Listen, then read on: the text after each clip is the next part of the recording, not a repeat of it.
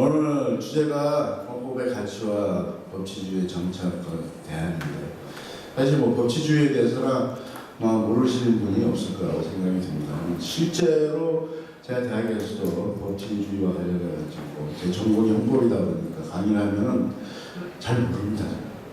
법치주의란 용어는 알고 있는데 법치주의가 진짜 무엇인지에 대해서는 잘 모르고 있고, 학생들한테 아무리 주치시키려도 사실 그 한 학기가 끝나도 잘 모른다는 생각이 들 때가 많습니다. 그래서 오늘 시간에는 그냥 일단 사실 이 법치주의가 만들어지게 된 것은 국가의 헌법이 사실은 정립되면서부터 시작된 거거든요. 그러니까 국가 헌법이 없었으면 아마 법치주의가 없지 않았을까 생각합니다. 많은 사람들이 법의 지배와 법치주의를 혼동하고 있는데, 사실은 영국에서는 법치주의는 게르만법이 원래 간수법으로부터 시작됐기 때문에 간수법에 기초해가지고 나온 것들이거든요. 그래서 그런 부분에 대한 좀 혼란이 정리가 돼야 되지 않을까 생각합니다. 지금 시작하도록 하겠습니다. 오늘 그래서 목차를 대한민국 헌법의 역사, 지금 많은 논란이 있습니다. 역사부터 해서 우리나라 헌법 가치가 무엇인지 헌법의 법치주의 중심으로 해서 말씀드리도록 하겠습니다. 잘 아시겠지만 국가에는 하나의 헌법밖에 없습니다. 그래서 헌법을 최고의 규범이라고 부릅니다. 보시면 아시겠지만 헌법이 그래서 담고 있는 것은 한 국가의 최고기관의 조직과 권한에 대한 내용을 담고, 원래 출발점은 국민의 기본적 권리를 갖다가 보장해주기 위해서 시작이 됐습니다만 19세기, 20세기를 거치면서 정리된 건 뭐냐면 결국은 정치적 통일체인 한 국가의 최고의 법 질서로서 결국 국민들이 정치적 결단에서 만든 문서가 아니겠네. 이게 이제 소위 말하는 20세기 이후에 헌법학계를 이끌어온 독일의 칼 슈미트의 주장이고요. 우리 헌법재판소도 일정 부분 초기에 판결을 보면은 그런 내용들이 담겨져 있습니다. 그래서 정리하자면 헌법이라는 것은 국민의 기본과 국가의 기본 조직 그리고 그 권한을 규정하고 있는 국가의 최고 규범이다 그런 것이고요. 잘 아시겠지만 헌법이란 용어는 사실 나온 지 그렇게 오래된 건 아닙니다. 헌법의 역사에 비하면 헌법이란 용어는 1787년 미국 연방헌법에서부터 시작이 됐습니다. 그 전에는 헌법을 권리장전, 이 인권선은 이렇게 권리와 관련해가지고 문서화된 것을 헌법이, 오늘날 헌법이라고 볼 수 있는데요. 헌법이라는 용어를 붙은 것은 미국 연방헌법부터입니다. 그 이후에 이제 헌법이라는 용어가 국가의 최고 규범에 붙었고요. 그 동양에서는 이제 1881년 일본 명치헌법, 그러니까 메이지헌법에서부터 이제 헌법인데, 헌법이라는 용어로 번역해가지고 메이지헌법에 붙인 사람이 누구냐면 우리하고는 뭐 사실 어떻게 보면 원수라고 볼 수 있는 이토 히로부미입니다. 히로부미가 일본 메이지 헌법을 컨스티튜션을 번역해가지고 헌법이라고 붙였습니다.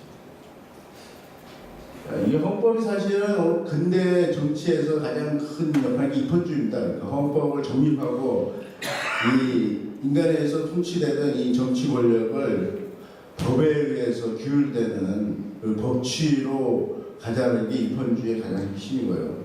그래서 독일의 법치국가 원리가 등장하는 데 있어서는 철학적으로는 칸트의 이성주의가 바탕이 되어 있었고요.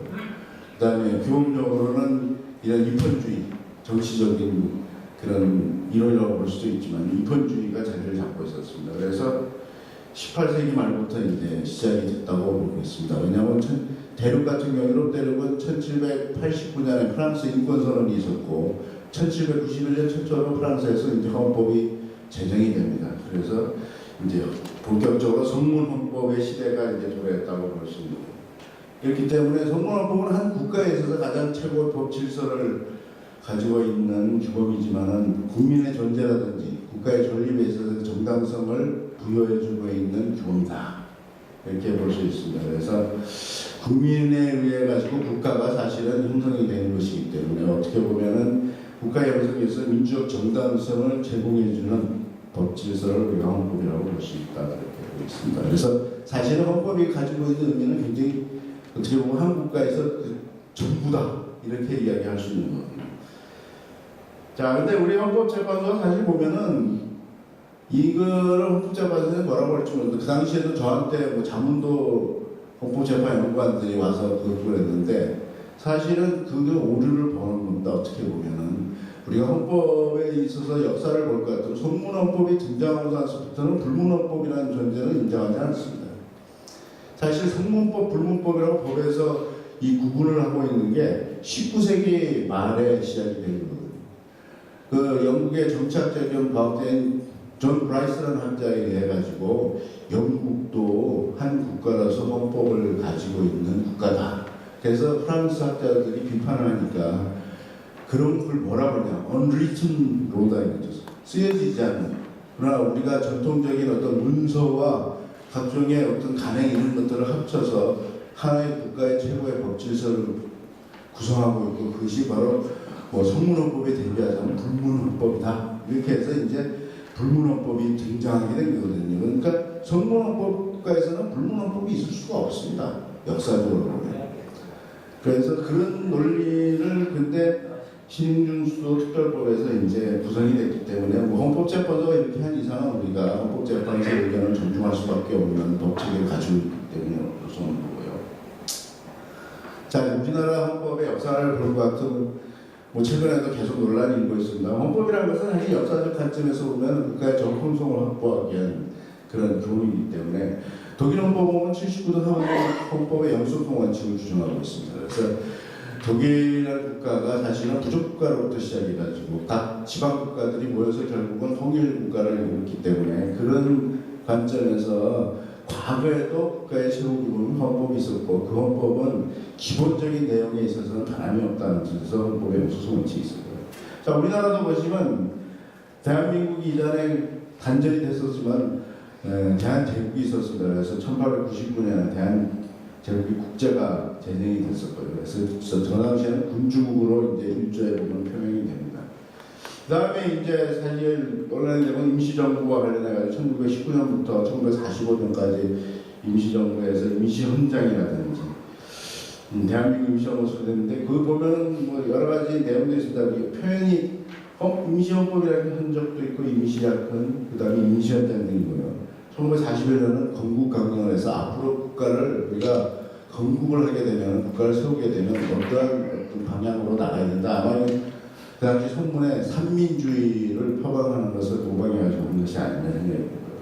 그 이제 잘 아시겠지만 이제 미군정이 3년 동안 있습니다. 그 과정에서 이제 우리가 체계를 갖추기 위해서 입법을 설립하고요. 유엔에서는 임시한국위원회가 구성이 됐고요.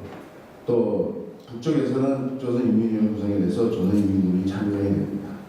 그래서 뭐 전체 선거가 불가능하다 해서 유엔에서는 남한만 선거를 실시하기로 이 역사적인 잘 아실 겁니다. 그래서 5월 10일 총선과 실시해서 재헌의회가 구성이 돼서 헌법을 만들게 됩니다. 이건 국회가 아닙니다. 재헌의회일 뿐이고요. 그래서 국회에서 이제 헌법기초위원회를 구성해서 헌법이 공표되고 해서 재헌회에서 국회로 이제 변경이 된 겁니다. 사실은. 그러니까 대한민국이 설립된 것은 어떻게 보면 7월 17일부터 1948 7월 17일이다 이렇게 법적으로는 볼 수 있는 거고요. 정부 수립은 8월 15일로 이제 선포를 했기 때문에. 자, 건국헌법이 이렇게 돼서 유엔 결의를 보더라도 한반도가 유일한 헌법정부라고 그렇게 이야기를 합니다. 그래서 우리가 역사적으로 이런 역사를 가지고 있다는 이렇게 좀 보시면 뭐 제가 일일이 다 설명드리지 않겠습니다. 우리의 굴곡된 역사들이 헌법의 역사들이 있고요.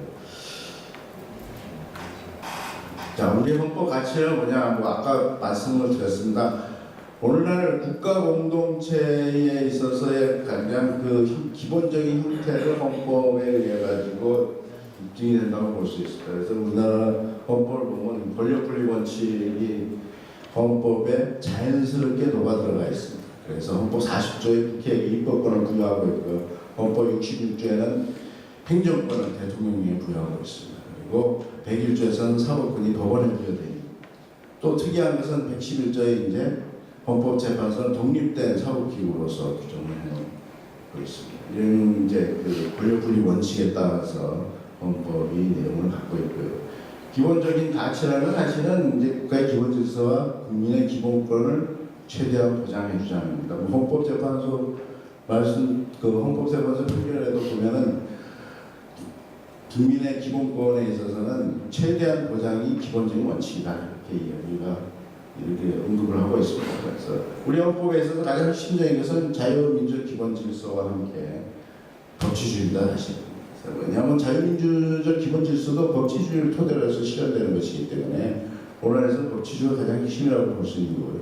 그 법치주의는 정당한 법을 통해 가지고 실현된다고 보습니다. 정당한 법이라는 건 뭐냐면 법의 내용도 정당해야 된다는 거죠. 그러니까 법의 내용이 정당하지 못하면 잘 아시겠지만 우리나라는 구체적 규범통제 소득이라고 볼 수 있는 위헌법률 심판을 통해 가지고 헌법재판소가 그 효력을 상실시킵니다. 그러니까 사실은 의회를 갖다가 통제할 수 있는 방법 중에 하나라고 볼 수 있고요. 근데 이제 사실 그 국회의 어떤 소수 의견을 갖다가 보장하기 위해서는 우리 같은 경우는 추상적 규범 통제 소송을 도입을 해서 하고 있습니다. 그건 뭐냐면 법안이 통과된다 하더라도 그때 반대했던 의원들의 의견을 갖다가 고려해가지고 이 법이 그 시행되는 과정에서 나타나는 문제뿐만 아니라 시행되기 전에도 헌법에 합치되는지 여부에 대해서 도일 같은 경우에는 연방헌법재판소에 소송을 국회가 할 수 있도록 국회 소수 의견을 제시하는 그 국회의원들이 할 수 있도록 해주고 있습니다. 자, 헌법은 사실은 국가 정책의 방향을 제시하는 가장 기본적인 그 법이라고 볼 수 있고요. 그래서 아까도 말씀드린 것처럼 한 국가에는 하나의 정치적 통일체만 구성이 되기 때문에 다양한 정치적 세력이 있다 하더라도 한 국가에 있어서는 이 정치적인 방향이나 노선이나 이념은 하나의 통일체입니다. 그렇기 때문에 하나의 기본적인 통일체로서 역할하기 때문에 우리나라의 사실은 정치적 통치의 특성은 자유민주적 기본질서를 토대로 하고 있는 것이다 이렇게 볼 수 있고, 자 헌법 현실은 그렇게 되지 않고 있습니다. 지금 뭐 우리가 현장에서 평화협정을 간다 뭐 이렇게 이야기를 하고 있고요. 북한의 존재는 사실은 국제법상으로는 국가입니다. 잘 아시겠지만 그렇지만 우리가 통일이라는 규정을 두고 통일을 위해서 국내법적으로는 북한을 국가로 인정하지 않고 특수한 이중적 신분관계를 가지고 있는 법적 지위를 가지고 있습니다. 그래서 그런 것들이 이제 사실은 우리 국내에도 영향을 미치고 있다 이렇게 볼 수 있고요. 이런 형태는 아마 독일 같은 경우에서 1970년대 독일 연방헌법재판소가 동서독 양자의 그 법률 관계를 국가 간의 관계가 아니라 단체 간의 관계로 인정한 것과 유사하다 이렇게 보고 있습니다. 그 다음에 뭐 국가의 구성 요소, 사실은 국가가 왜 건국에 대한 문제가 있냐면 국가가 되는 것은 지금 우리가 19세기 말부터 20세기 초반에 예리네크가 주장했던 것처럼 세 가지 요소가 있어야만 국가를 인정을 합니다. 그러니까 잘 아시겠지만 영토가 있어야 되고 그 다음에 국민이 있어야 되고 또 사실 국가의 권력이 구축이 돼 있어야 됩니다. 그러니까 과거에는 주권이라고 했는데 오늘날에는 뭐 대외적으로 독립성을 가진 하나의 단체로서의 국가를 얘기할 때 또 국내적으로는 어떤 통일된 정치 공동체이기 때문에 그러한 요소들이 있어야만 국가라고 보고 있고요. 또 하나 더 있습니다. 이게 왜냐하면 국제적으로 국가로 인정을 받아야 됩니다. 그러니까 다른 국가가 국가로 인정하지 않는다면 아무리 우리가 주장을 한다 하더라도 국가로 승인받을 수가 없습니다. 국가의 영역은 우리 헌법에도 규정이 되어 있습니다. 그래서 보시면 되고, 그다음에 헌법재판소가 영토권을 국민의 영토권이라는 걸 불인정했는데 사실 그 내용을 보면 영토권을 인정할 수 있다는 게 다수 의견입니다. 그러나 사실 이 영토권이라는 것은 영토에 관한 권한을 이야기하는 것이 영토에 관한 권리를 얘기하는 것이 아닙니다. 그렇기 때문에 국가에게 주어져 있는 영토에 관한 권한이고요. 그 영토의 권한은 결국 국민들부터 나오는 것이거든요. 그래서 국민을 위한 어떻게 보면 능력의 행사이기 때문에 권한이라고 표현할 수밖에 없습니다. 그래서 개인이 영토권을 가진다는 건 좀 웃기는 얘기죠. 개인이 뭐 소유권을 가진다, 부동산 소유권을 가진다든지 재산권으로서 소유권을 갖고 있는 것은 모르지만 영토권이라는 개인이 국가와 동일하다는 의미밖에 안 되기 때문에 불가능한 문제죠. 자, 그다음에 이제 지금 우리 헌법을 보면은 모든 주권은 국민한테 있고 모든 국가권이 국민으로부터 나온 데서 주권 재민과 함께 대의제 민주주의를 표방하고 있습니다. 이렇게 헌법을 사실 곰곰이 보면은 모든 내용들이 사실 해석을 통해서 다 추출해낼 수 있습니다. 자, 현행 헌법 구조는 뭐 잘 아시기 때문에 넘어가도록 하겠습니다. 우리가 뭐 보시면 뭐 민주공화국이고 단원제개와 운영 단임 대통령제를 가지고 있고요. 헌법 개정 위원적 절차는 그동안 헌법 개정이 이제 파행적으로 이루어졌기 때문에 만들어진 거예요. 그러니까 현행 헌법의 내용들은 아마 헌법을 조금이라도 보시면 금방 알 수 있는 내용들입니다. 그래서 특히 이제 특이한 것은 전 세계 그 헌법의 흐름과 달리 우리가 이제 사회적 기본권을 규정함으로 해서 사회적 약자를 보호하겠다는 것을 강조하고 있습니다. 사회적 기본권을 규정하고 있는 세계의 헌법을 보면 약 한 30개 국가가 규정을 하고 있는데요. 현지국들은 거의 규정하고 있지 않습니다. 가장 중요한 것은 자유권이기 때문에 많은 국가들이 자유권을 중심으로 해서 기본권을 규정하고 있습니다. 자, 기본 질서를 보면 아까 말씀드린 것처럼 정치적 기본 질서는 자유민주적 기본 질서입니다. 이게 왜 민주적 기본 질서가 아니고 자유민주적 기본 질서가 됐냐면은 사실은 이거는 뭐 정치의 철학사라든지 또는 우리가 사회사상사를 공부하다 보면 이 사회주의가 등장하면서 혼란이 일어나면서 민주주의의 어떤 그 수식어를 통해 가지고 구분을 하기 위해서 시작된 논리입니다. 그렇기 때문에 사실 사회주의가 18세기부터 태동해가지고 19세기 와서 본격적으로 유럽 중앙에서 독일을 중심으로 해가지고 확산되면서 아시는 것처럼 마르크스 엥겔스의 공산주의가 결합되면서 그것이 하나의 정치 세력화가 되는데 그럼에도 불구하고 본부장인 독일에서는 굉장한 박해를 받아서 다 북유럽으로 그 주장자들이 다 도망을 가버렸습니다. 망명을 해버렸고요. 실제로는 독일에서는 거의 형해화되어버리고 말았습니다만 그것이 이제 주변 국가로 뻗어나가면서 결국 레닌에 의해 가지고 레닌주의가 만들어지면서 전 세계로 확산됐다고 볼 수 있습니다. 그런데 이제 그러다 보니까 이 사회주의자들이 온건파들은 현실 정치에 스며들기 위해서 사회 민주주의를 표방하게 됩니다. 근데 사회 민주주의가 사실은 결국 사회주의에 기반을 하고 있는 거거든요. 그러다 보니까 이제 처음에는 그것이 민주주의 기반한 사회적 요소를 첨부한 민주주의인가 이렇게 착각을 했습니다만 결국은 사회주의 기반에서 민주적 요소를 받아들인 것에 불과한 거거든요. 그러다 보니까 이제 이 자유민주주의라는 용어가 등장할 수밖에 없어요.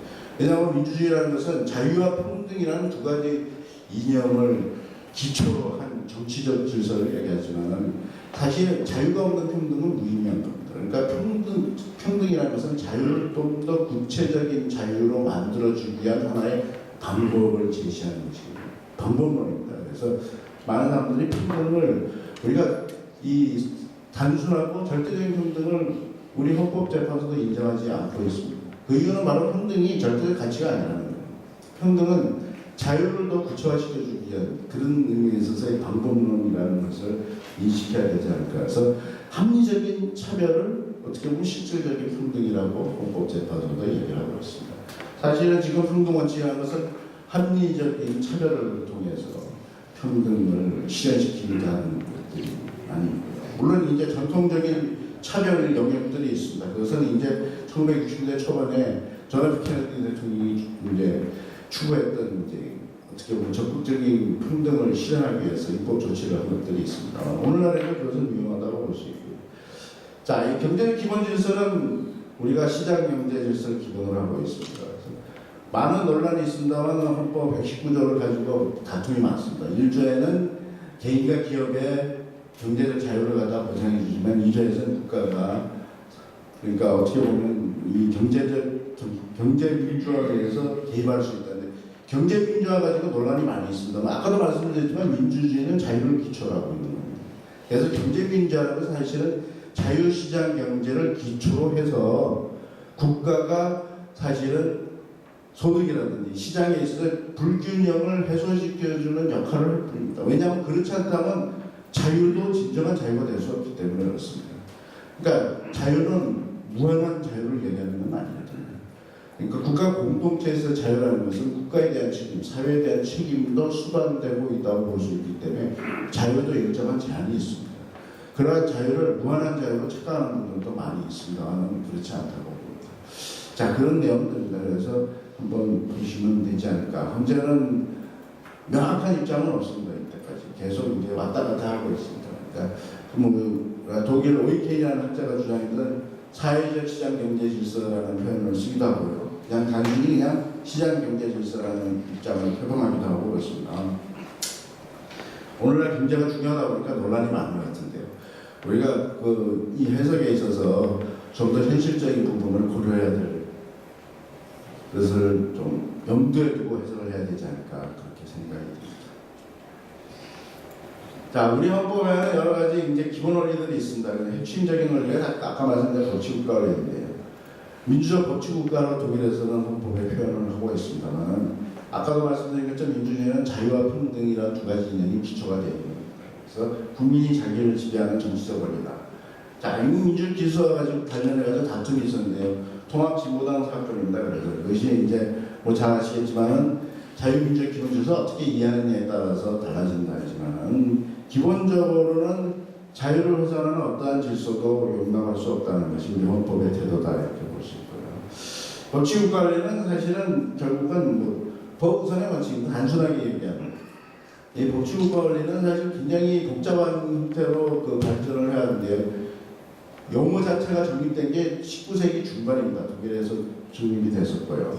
결국은 핵심은 겁니다. 국가 권력을 헌법이라는 최고 규범에 구속시키는 겁니다. 그래서 자의적인 권력 행사를 차단해서 국민의 기본권을 보장하고 국가 작용의 정당성을 확보하자는 겁니다. 그래서 다양한 이제 형태의 내용들이 우리 헌법에도 들어가 있고요. 사실 우리 헌법을 보면은 뭐 그렇게 나쁜 어떤 불규정적인 내용들이 그렇게 많지는 않습니다만 문제는 뭐냐면 국가 권력을 행사하는 국가기관들이 사실은 그 기본적인 목적이나 취지를 정확하게 이해하고 행사해야 되는데 자의적인 행사가 많기 때문에 그렇다고 볼 수 있고요.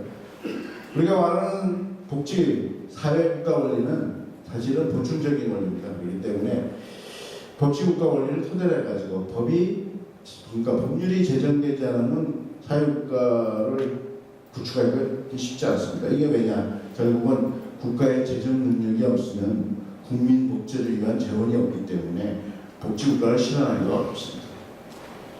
그렇기 때문에 이거는 결국 국민의 재산권하고 결부되어 있는 문제입니다. 왜냐하면 우리가 국가의 조세 정책은 결국 국민의 재산의 일부를 갖다 제한하는 것이기 때문에 그 제한의 정당성을 위해서 우리가 조세 법률주의를 채택해서 국회에서 이 세에 있어서 조세에 있어서는 항목과 세율을 갖다가 그러니까 세목과 세율을 갖다 항상 법에 규정하라고 해놓은 이유가 바로 그런 겁니다. 그래서 국민의 재산권을 일부 제한할 때 합법적으로 제한하는 바로 이런 기준을 따라야 된다는 것이고요.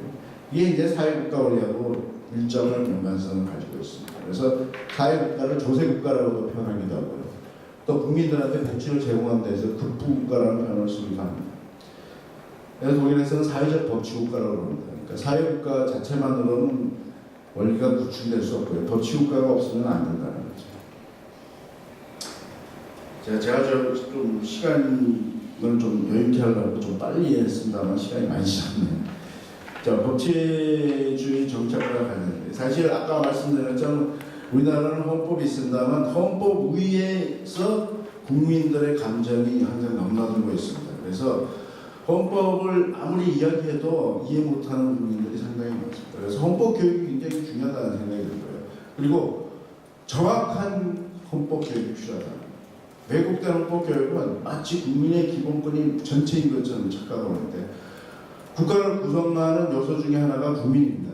그래서 사실은 뭐 국가는 국민에 의해서 구성되는 공동체지만 거기서 국민이라는 전체 국민을 이야기하는 것이 개개인의 국민을 이야기하는 게 아닙니다. 근데 개인의 기본권은 최대한 보장이 되어야지만 절대적으로 보장되지는 않습니다. 그렇기 때문에 법치국가에서는 일단 첫 번째가 국가 권력의 자의적 지배를 차단하기 위해서 헌법이 최고의 규범이라는 것을 규정해놓고 있습니다. 그걸 이제 우리가 헌법 우위의 원칙이라고 얘기를 하는데요. 헌법의 최고 규범성은 그로부터 나오는 거예요. 그렇기 때문에 헌법 하위에 있는 규범들이 헌법에 위반되는지에 대해서는 사법부의 소송을 통해 가지고 항상 판단을 해야 된다는 것입니다. 그래서 대부분의 국가들은 이 규범통제 소송을 헌법에다 명문으로 규정하고 있습니다. 특이한 것은 처음에 출발했던 미국은 헌법에 명문 규정이 없습니다. 그 이유는 아마 1800년대 초반만 해도 미국이 영국처럼 이렇게 의회가 제정한 법률에 따라서 국가가 작용하지 않고 어떻게 보면 정치적인 관습이나 관행 이런 것들에 조금 익숙해 있었기 때문이 아닌가 생각이 들어요. 법치주역사 아까도 말씀드린 것처럼 법의 지명을 보시면 이게 사실은 게르만법으로부터 나온 겁니다. 그러니까 이 영미법하고 독일법하고는 그 출발점이 똑같습니다.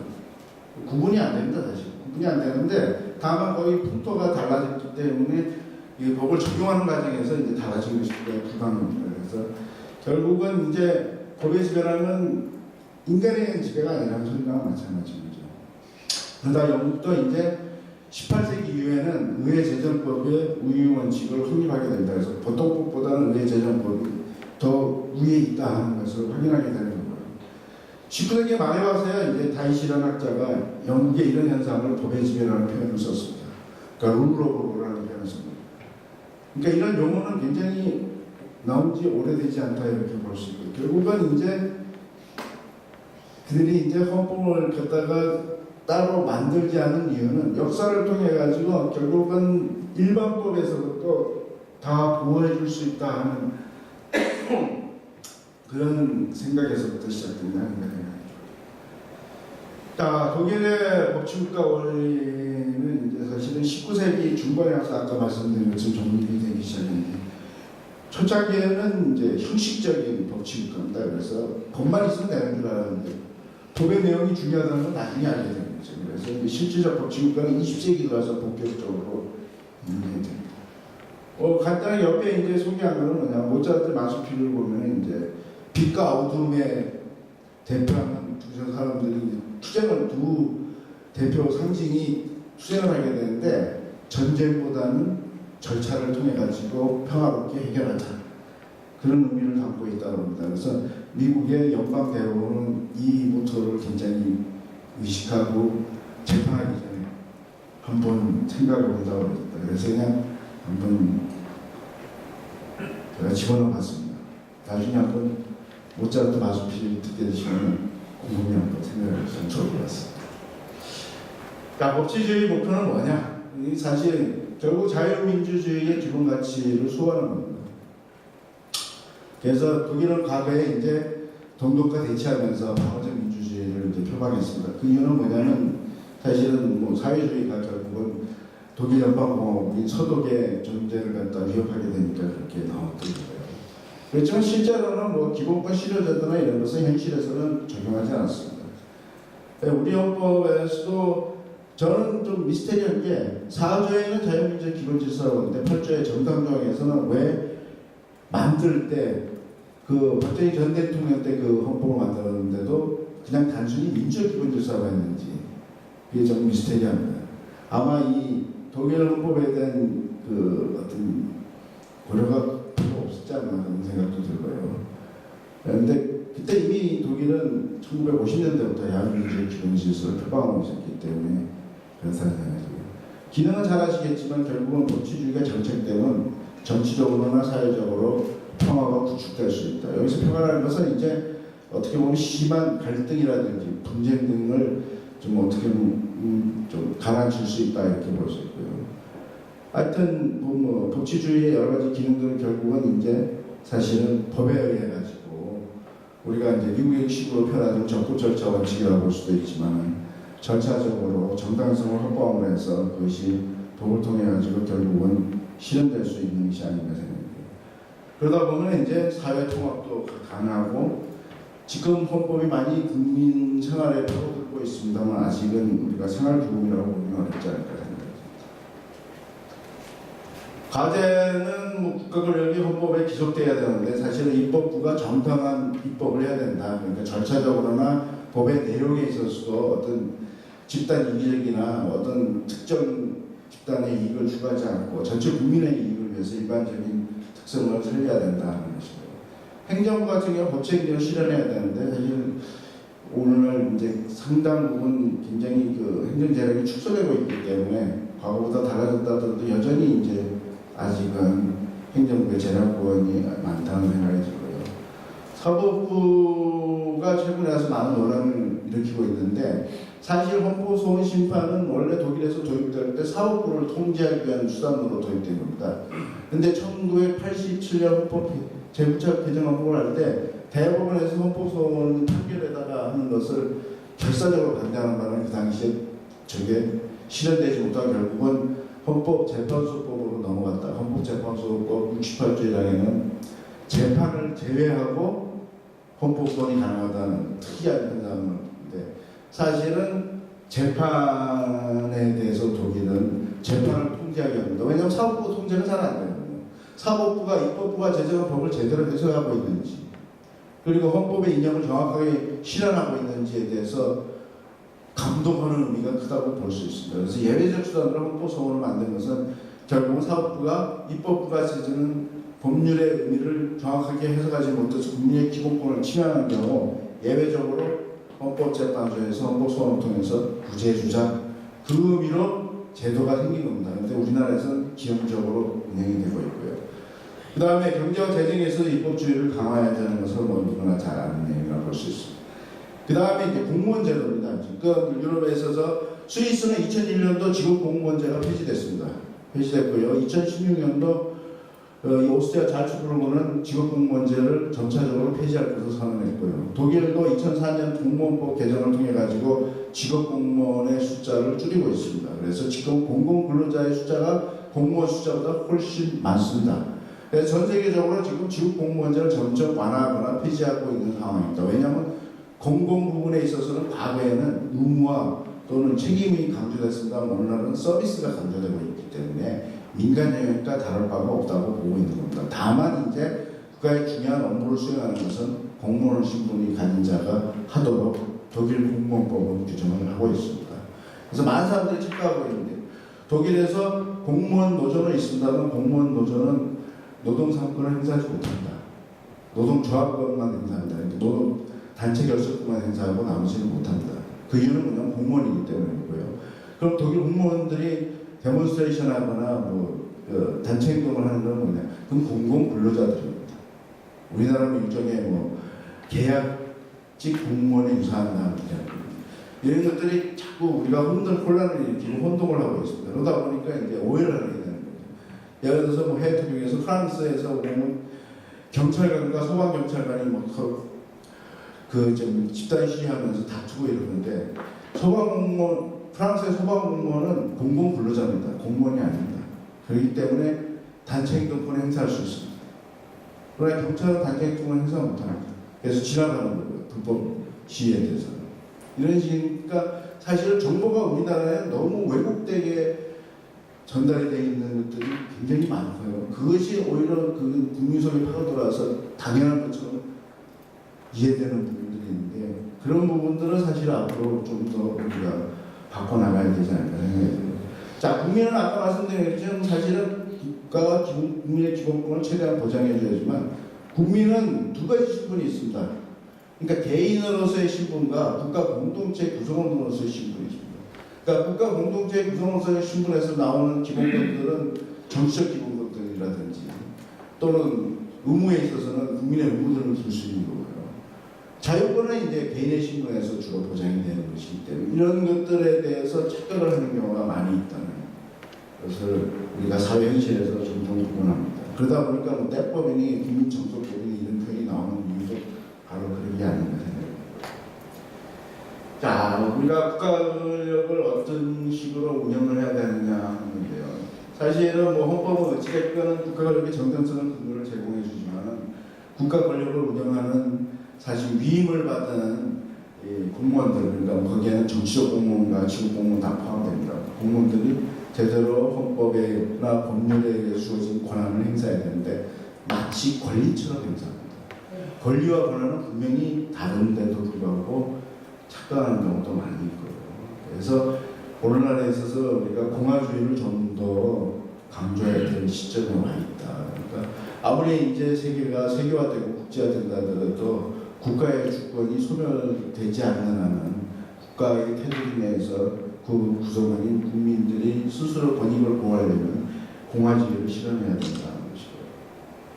그래서 잊어서는 안 되는 것은 헌법 현실을 우리가 항상 잊어서는 안 된다고 생각합니다. 그래서 헌법 규범이 헌법 현실과 유리돼서는 안 되는데요.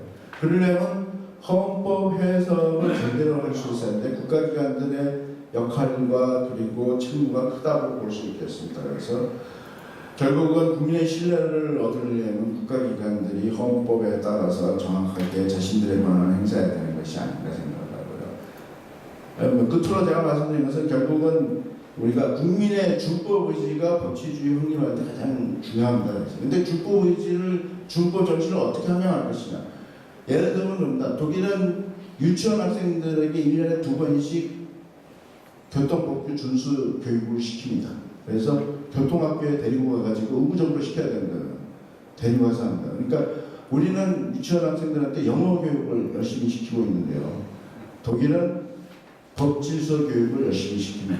그게 법치국가가 되느냐 안 되느냐의 차이라고 저는 생각을 합니다. 그래서 법치국가 실현을 위해서는 법교육을 유아 때부터라도 시켜야 된다. 그런 말씀 끝으로 오늘 발표를 끝내도록 하겠습니다. 감사합니다.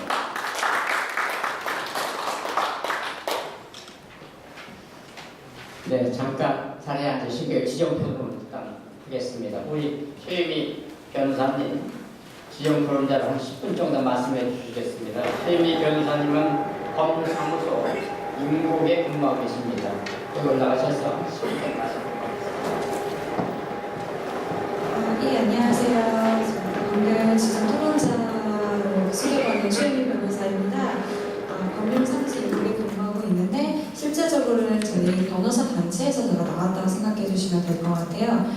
저희 변호사 단체 이름은 한반도 인권과 통일을 위한 변호사 모임인데 보수 성향 변호사 단체라고 해서 한변이라고 많이 들으셨을 것 같은데요. 실제적으로 뭐 원자력 고발 관련해가지고 여러 가지 활동도 펼치고 국정원장 고발 이런 문제에 지금 현안 사회적인 이슈에 좀 많은 관심을 가지고 있고 더불어 북한 인권 사실 그냥 인권이라 그러면 좌익단체라고 많이들 생각하실 텐데요.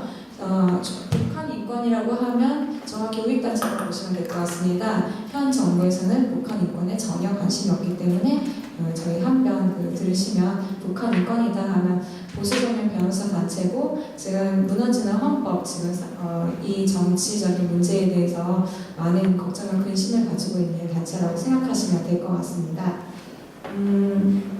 일단 오늘 발표해 주신 거에 대해서 두 가지 정도를 좀 생각해서 왔는데요.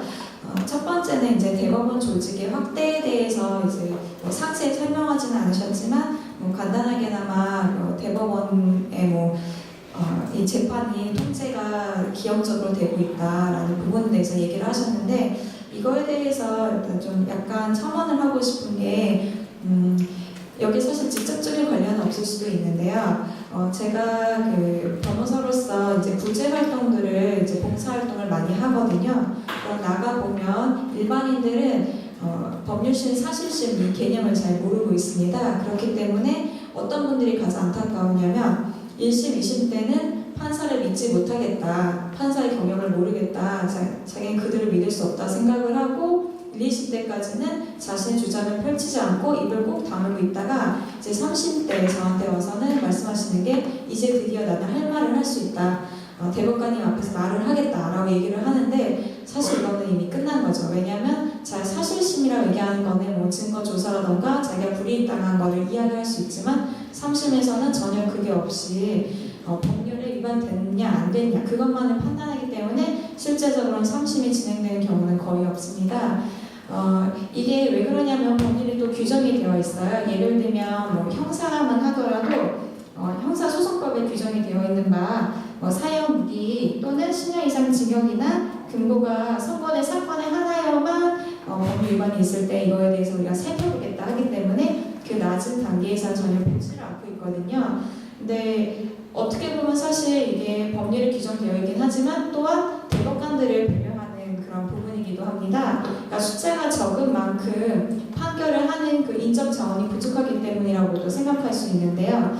제가 봤을 때는 이 대법원이 확대를 하는 게 단순한 이 법률 규정에 의해서 우리가 판결을 할 수 없다가 아니라 이 규정이 있고 그리고 너는 이러한 이유로 이것이 상고가 기각이 된다라는 걸 좀 더 상세히 설치를 해야지 3심을 진행하려고 들어갔던 사람들, 일반 소송하는 사람들도 이거를 좀 이해할 수 있고 그들이 이런 이유에서 나의 재판이 진행되지 않았구나라고 생각할 수 있는 계기가 되지 않을까 생각이 듭니다. 그리고 이건 또 여담인데 저희 이제 한 면에 고문으로도 계시고 이제 전 대법관 출신인 분도 계신데요. 그분이 얘기하시기에도 대법관 숫자도 부족하기도 하지만 그거를 빌미로 인해서 실제적으로 대법관 숫자를 늘리자 그러면 다들 강렬히 반대를 해요. 그렇긴 하지만 또 막상 일은 많다 그러면서 그 발밑에 넣어놓는다고 합니다. 그러니까 아주 중요한 사건, 지금 당장 안 하면 큰일 날 것 같은 거 아니고서는 좀 귀찮다 이러면 발밑에 슬쩍 넣어놓고 계속 지연시키고 한 10년 정도 이제 돌고 돌다가 알아서 사라지기를 기다린다고 이제 살짝 얘기는 해주셨는데 일단 이런 부분도 사실 대법관 숫자가 좀 더 늘어나면 좀 줄어들지 않을까라는 부분을 좀 기대를 좀 해보고 있습니다. 그런 의미에서 대법원 조직의 확대도 상당히 의미가 있다고 생각하고요. 그리고 또 이제 두 번째로 이야기하고 싶은 것은 지금 현재 정부하고도 관련되는데요. 사실 현재 정부가 이야기하고 있는 게 자기네들은 촛불 정부다, 뭐 민심 정부다 얘기를 많이 합니다. 실제적으로 지금 현직 대통령 같은 경우에도 되게 어떻게 보면 위험한 발언을 많이 했는데 국민들은 그거에 엄청 열광을 했어요. 그러니까 국민들이 원하면 그것이 곧 헌법이다라는 뜻을 가지고 있는 말을 했었습니다. 세상을 바꾸는 시민혁명이 바로 이 촛불이다.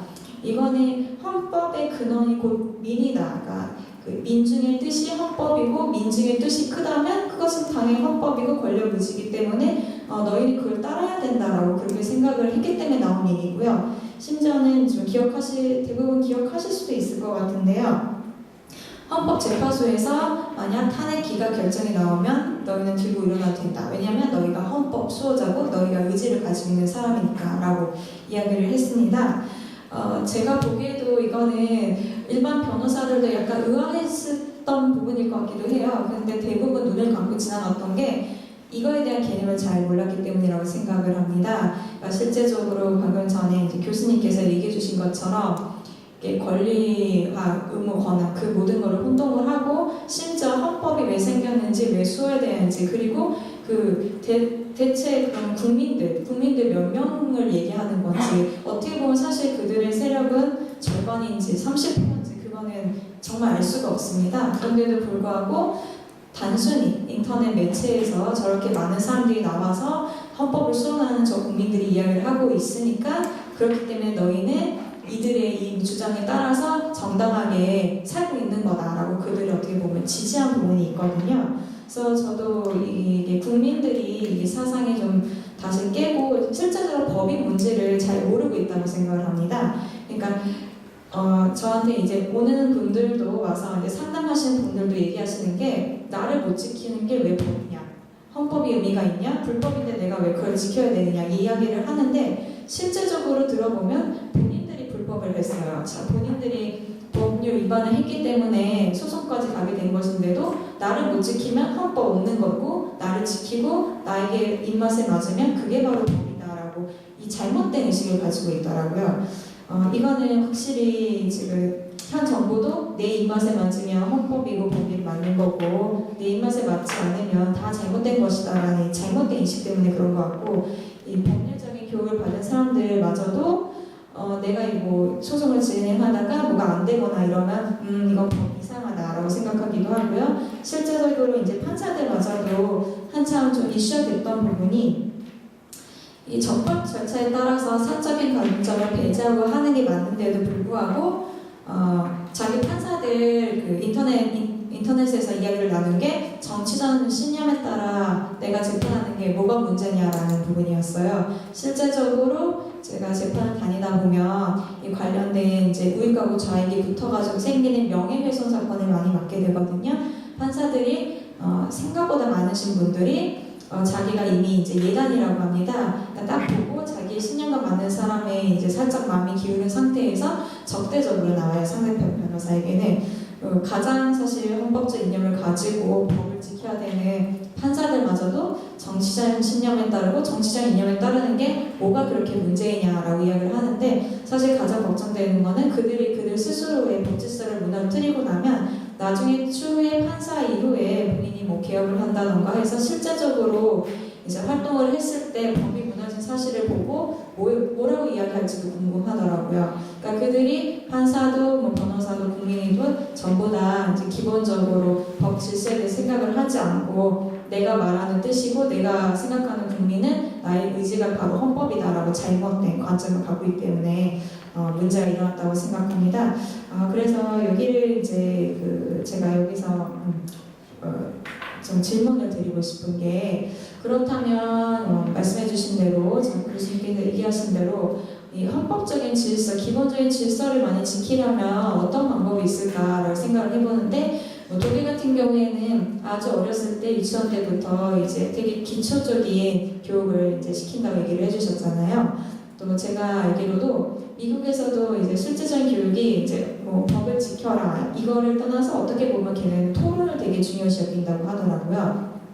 그러니까 어렸을 때부터 계속 되게 아주 바보 같은 토론, 어떻게 보면 우리가 보면 말도 안 되는 토론, 사과가 좋아 배가 좋아라고 이야기하는 걸 토론을 하면서 남의 이야기를 듣고 그 사람은 침묵하지 않고 그 사람의 사상을 이해하되 나의 사상도 그 사람이 이해할 수 있도록 교육시키는 거.